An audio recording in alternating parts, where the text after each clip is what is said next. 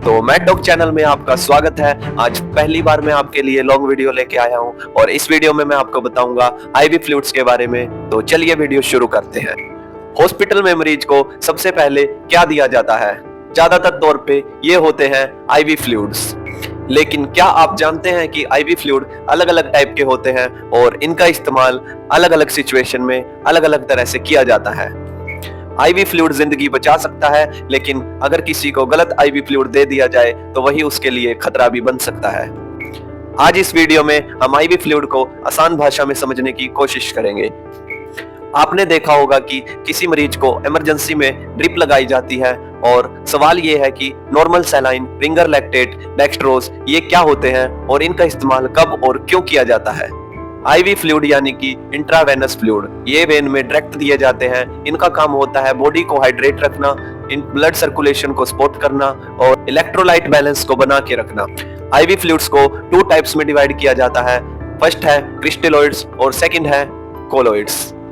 जो क्रिस्टलोइड्स होते हैं वो सबसे कॉमन होते हैं और इजी टू डिस्ट्रीब्यूट होते हैं। ये इनके एग्जांपल में जैसे रिंगर लैक्टेट, डेक्सट्रोज और नॉर्मल सैलाइन।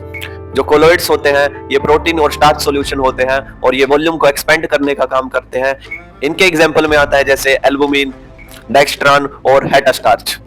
सबसे पहले हम समझेंगे क्रिस्टलोइड्स के बारे में। क्रिस्टलोइड्स के अंदर कौन से फ्लूइड आते हैं और ये कब दिए जाते हैं। सबसे पहले आता है नॉर्मल सैलाइन, जिसके अंदर 0.9% NaCl होता है और इसका इस्तेमाल डिहाइड्रेशन में, शॉक में, वोमिटिंग में और डायरिया में इस्तेमाल किया जाता है।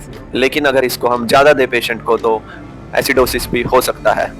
उसके बाद आता है रिंगर लैक्टेट यानी कि RL। इसकी कंपोजिशन में सोडियम, पोटाशियम, क्लोरीन और लैक्टेट पाया जाता है और इसका ज़्यादातर इस्तेमाल डायरिया के पेशेंट में किया जाता है।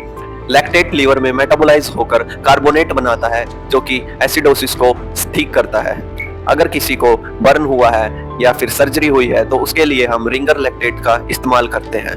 इसके कॉन्ट्राइंडिकेशन में इसे लीवर पेशेंट में देने को अवॉइड करना चाहिए।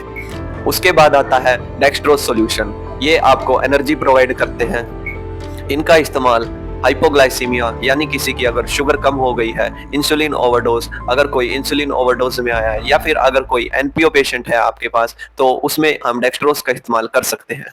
लेकिन जो पेशेंट डायबिटिक होते हैं उनमें हम डेक्सट्रोज का इस्तेमाल अवॉइड करते हैं।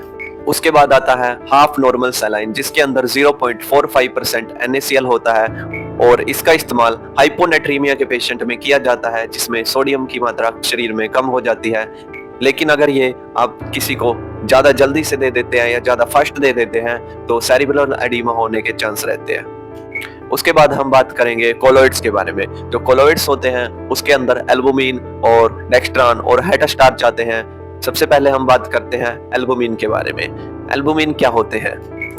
जो एल्बुमिन है वो नेचुरल प्रोटीन सॉल्यूशन होते हैं और जो इनका इस्तेमाल है वो लीवर एसाइटिस पेशेंट में किया जाता है। ये फ्लूइड काफी कॉस्टली होता है, काफी महंगा होता है, लेकिन काफी इफेक्टिव होता है। अब डेक्सट्रान और हेटास्टार्च के बारे में बात करते हैं। ये सिंथेटिक वॉल्यूम एक्सपेंडर है जिनका इस्तेमाल शॉक और ट्रॉमा पेशेंट में किया जाता है। कब किसको कौन सा फ्लूइड देना चाहिए इसे मैं आपको 1 मिनट में बताने की कोशिश करता हूँ। जैसे अगर आपके पास कोई पेशेंट वोमिटिंग, डायरिया के साथ आता है तो उसे हम RL और नॉर्मल सैलाइन देंगे। अगर कोई बर्न और ट्रॉमा का पेशेंट है तो उसे हम RL देंगे। अगर कोई हाइपोग्लाइसीमिया का पेशेंट है, लो शुगर के साथ आया है तो उसे हम डेक्सट्रोज देंगे। अगर कोई एनपीओ पेशेंट है तो उसे हम डेक्सट्रोज दे सकते हैं, साथ में NS कॉम्बिनेशन भी कर सकते हैं। अगर कोई हाइपोएल्बुमिनिया का पेशेंट है, सिरोसिस का पेशेंट है तो उसे हम एल्बुमिन देंगे। फ्लूइड देते वक्त हमें एक बात ध्यान रखनी होती है कि इसकी जो क्वांटिटी है वो बॉडी में वो ध्यान रख के दी जाती है। जैसे अगर किसी को हम ज्यादा फ्लूइड दे दे तो फ्लूइड ओवरलोड हो जाता है। फ्लूइड ओवरलोड होने से हार्ट फेलियर हो सकता है, एडिमा हो सकता है। अगर हम किसी को गलत तरह का फ्लूइड दे तो इलेक्ट्रोलाइट इम्बैलेंस हो सकता है। अगर आपको हमारी वीडियो पसंद आती है तो हमारे चैनल को सब्सक्राइब करना मत भूलें और ऐसी हेल्थ रिलेटेड वीडियो के लिए बने रहें मैट डॉग के साथ। धन्यवाद।